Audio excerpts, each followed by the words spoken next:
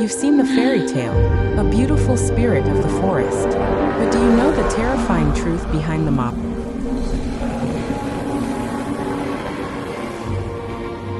In the deep, ancient forests of Ukraine, there dwells a spirit as old as the trees themselves. They call her Mavka.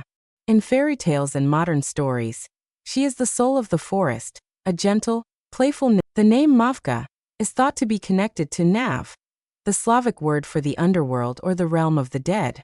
This is our first clue that not all is as it seems. In the popular imagination, Mavky, also known as Nyavki, are the spirits of the forest. They are most active in spring, when nature reawakens. They plant flowers, care for the animals, and protect the forests from harm.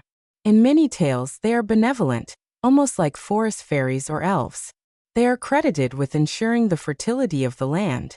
It was believed that where a Mavka danced, the grain would grow richest. This is why people would leave offerings for them, bread, ribbons, and eggs, hoping to win their favor.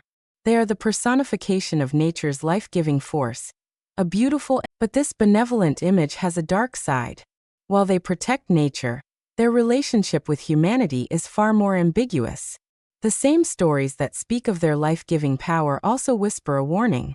They are irresistibly beautiful, with long, flowing hair and hypnotic eyes. They lure young men, travelers, and shepherds who wander too deep into the woods. Their singing is an enchanting call that no mortal can resist.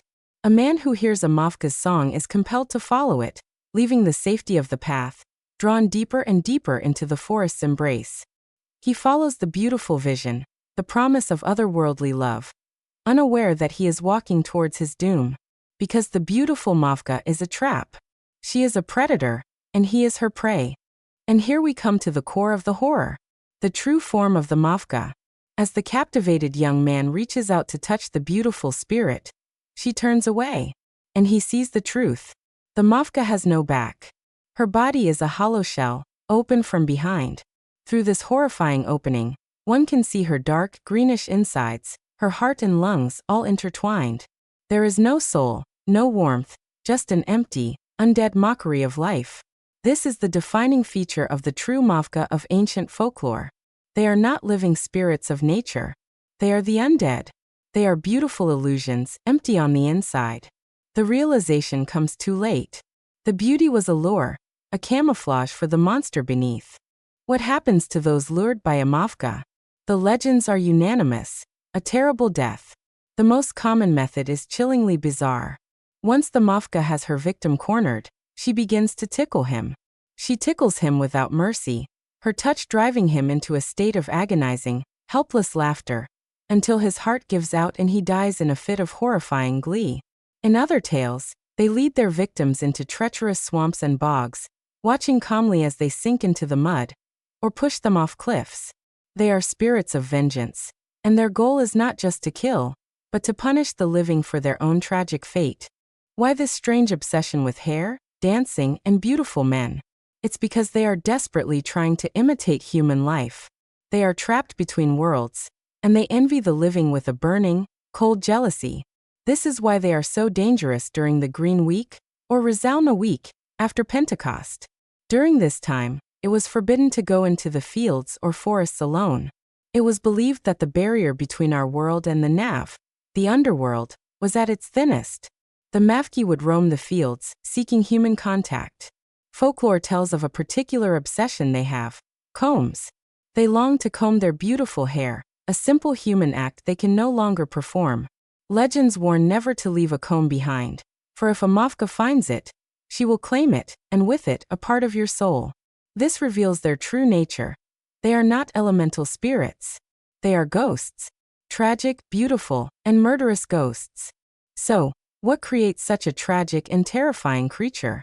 Where do Mavky come from?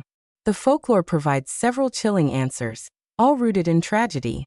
The most common belief is that Mavky are the souls of babies who died unbaptized. In the strict Christian worldview of the time, such a soul could not enter heaven. But being innocent of sin, it could not be cast into hell either. These tiny souls were trapped in a state of limbo, wandering the earth, filled with sorrow and a desperate longing for the maternal love they never knew. They are drawn to the living, not out of malice, but out of a desperate, lonely envy.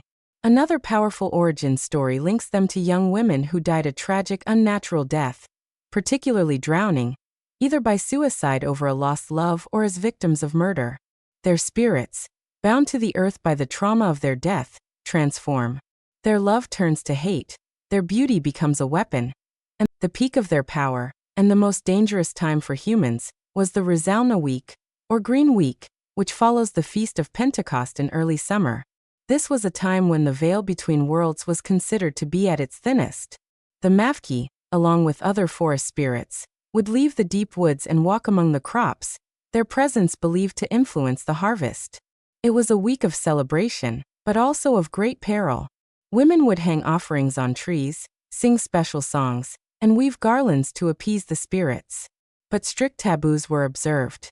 It was forbidden to work in the fields, to swim in rivers, or, most importantly, to venture into the forest alone. The spirits were close, they were watching, and they were hungry for contact with the living. A chance encounter could lead to madness or death, but humanity is not helpless against the Mavka. For every dark power, folklore provides a defense. The Mavky, like many spirits, are vulnerable to specific herbs. Wormwood, garlic, and especially lovage were considered powerful wards. People would carry these herbs with them when traveling near forests during Rusalna week. They would hang them over the doors of their homes to prevent the spirits from entering. The smell of these protective plants was believed to be unbearable to the undead spirits, driving them away. But there is also a more compassionate side to the myth. The Mavka is not pure evil, she is a tragic figure. There is a belief that if one can feel pity for a Mavka and sprinkle her with consecrated water, or give her a cross to kiss, her soul can finally be freed. She can then find peace and ascend to the heavens. This duality, a murderous monster born from a tragic victim, is what makes the myth of the Mavka so powerful and enduring. She is not a creature you just want to destroy. She is a soul you might want to save. This incredible complexity was not lost on artists and writers. In 1911, one of Ukraine's most celebrated writers, Lysia Ukrainka, took this dark, fragmented folk monster and transformed her. In her masterpiece play, The Forest Song, the Mavka is no longer a murderous ghoul. She is a pure, free spirit of nature who falls in love with a human boy, Lukash. Their love is a tragic clash between the eternal, unchanging world of the forest and the fleeting, compromised world of humans.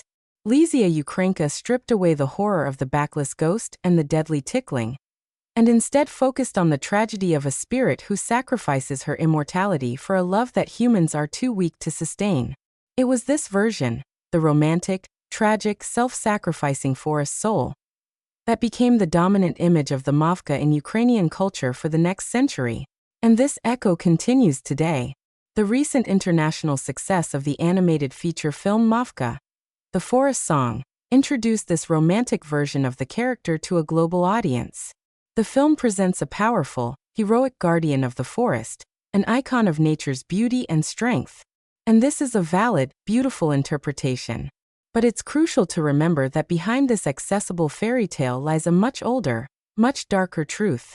The truth of the Mavka, the restless, undead soul. The truth of a creature whose beauty is a weapon, whose laugh is a death sentence, and whose back reveals a horrifying emptiness. The fairy tale teaches us to love nature. The original folklore reminds us to fear it. The legend of the Mavka is a perfect reflection of nature itself, breathtakingly beautiful on the surface, but with a wild, untamable, and sometimes deadly power lurking just beneath. She is both a dream and a nightmare, a guardian and a predator. So the next time you walk in the woods and hear a beautiful laugh echoing through the trees, you might want to turn back. You may not want to see what lies behind.